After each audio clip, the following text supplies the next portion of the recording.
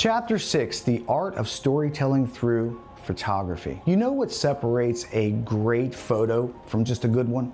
A great photo doesn't just show something, it speaks to you, it whispers emotion, it screams energy, or it pulls you right into the narrative that you can actually feel. You see, that's the power of visual storytelling. And once you've got your technical skills locked in, I'm talking about sharp focus, perfect exposure, strong composition, the next level is making every single image mean something.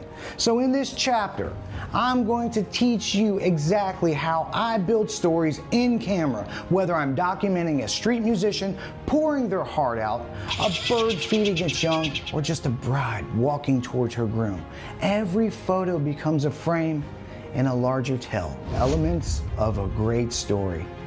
Every story has building blocks. Let me break them down for you. First, your subject.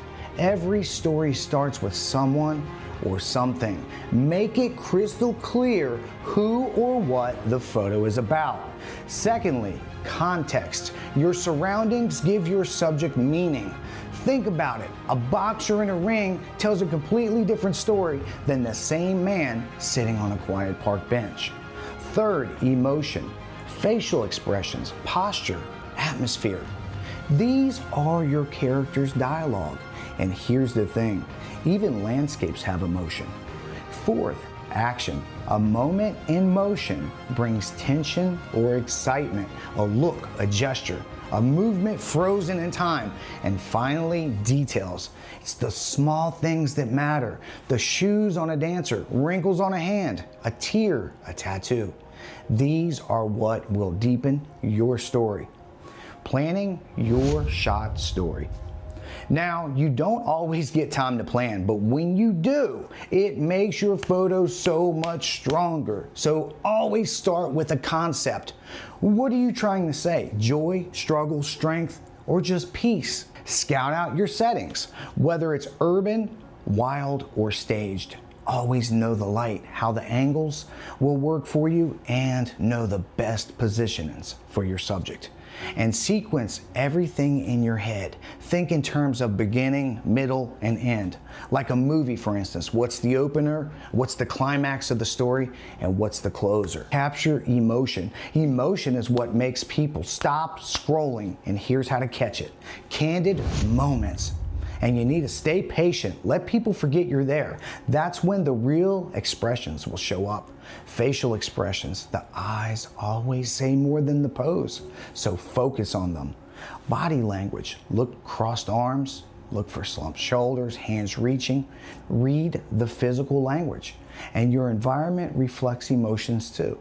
A foggy lake feels lonely. A sunbeam through the trees feels hopeful. Match your subject's mood with the scene. Building a visual narrative. A single photo can tell a story, but a series can write a book. Think like a filmmaker. Start with your establishing shot. Wide angle shows where you are. Then your character introduction. Mid shot of your subject. Move to close-up detail, a texture, a hand, an eye. Capture the action. Something's happening, right? And your resolution?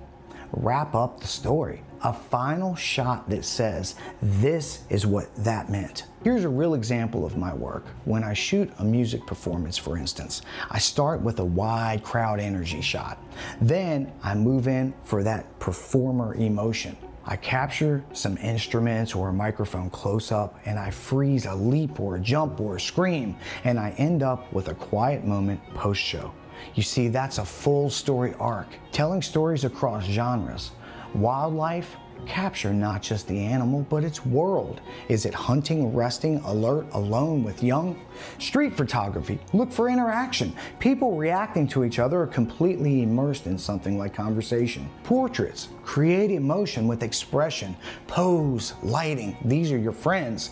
And don't just pose them, direct them. Weddings and events, shoot the big moments and the small ones, the hand squeezes, the hugs, the tears, the joy, the dance floor, get it all. My recommendation for storytelling: The best storytelling images happen when you stop chasing the perfect shot and you start paying attention to the perfect moment. Watch the people, not the camera. Listen for silence before the tears or the laugh before it bursts out.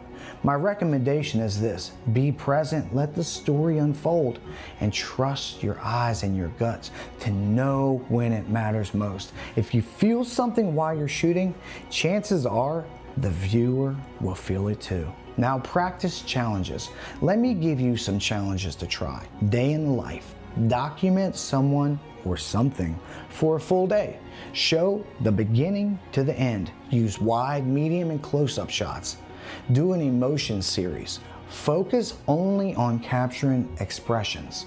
No poses, no perfection, just raw, real emotion. Then try to do a story in 3 shots. I want you to choose a subject and tell a story in just 3 frames. Photograph only details. Don't shoot faces. Let hands, feet, and objects tell the story. Storytelling is where photography becomes art. It's the soul behind the shutter. When you frame your shots with emotion, purpose, and perspective, your images always will speak louder than words. Now that you've got the tools to expose, compose, focus, and light like a pro. But even more importantly, you can now speak through your camera. Next up, we're going to go into the darkroom, digital style. Chapter 7 is all about post-processing, because storytelling doesn't end when you press the shutter.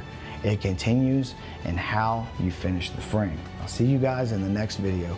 If this video has helped you in any way, my name is Dion White, the owner of PhotoBeast Photography and Video. Please press like and comment below for any questions. I'll see you guys in Chapter 7.